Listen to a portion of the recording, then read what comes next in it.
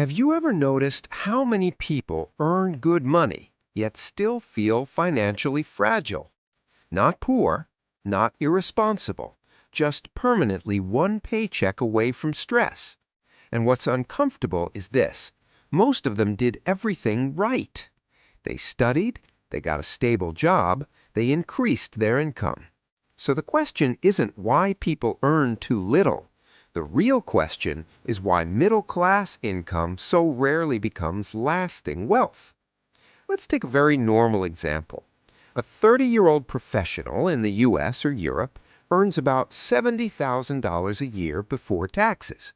After taxes, health care, and social contributions, that becomes roughly $4,000 a month in take-home pay. Nothing luxurious, nothing terrible. Now watch how quietly that money disappears. Rent or mortgage, $1,500. Car payment and insurance, $600. Student loans or personal debt, $400.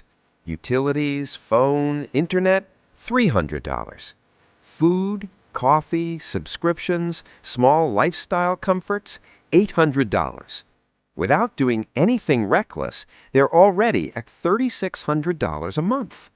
That leaves $400, not for investing, not for building wealth, but for emergencies, travel, gifts, and life happening. The mistake isn't spending too much. It's that income growth quietly invites fixed commitments. Every raise doesn't feel like freedom. It feels like permission. Permission for a slightly nicer apartment, a newer car, more convenience. And once a cost becomes fixed, it's no longer a decision. It becomes an obligation. Middle-class finances don't collapse loudly. They harden slowly. Let's talk numbers, not opinions. That $600 car payment isn't just $600. Over 5 years, with interest, depreciation, and insurance, that car easily costs $45,000 to $50,000. Invested instead at a modest return, that same money could quietly become 6 figures over time. No lottery, no hustle, just math doing what math does. But the trade-off is invisible until years later. This happens because the middle class doesn't measure wealth, it measures normality.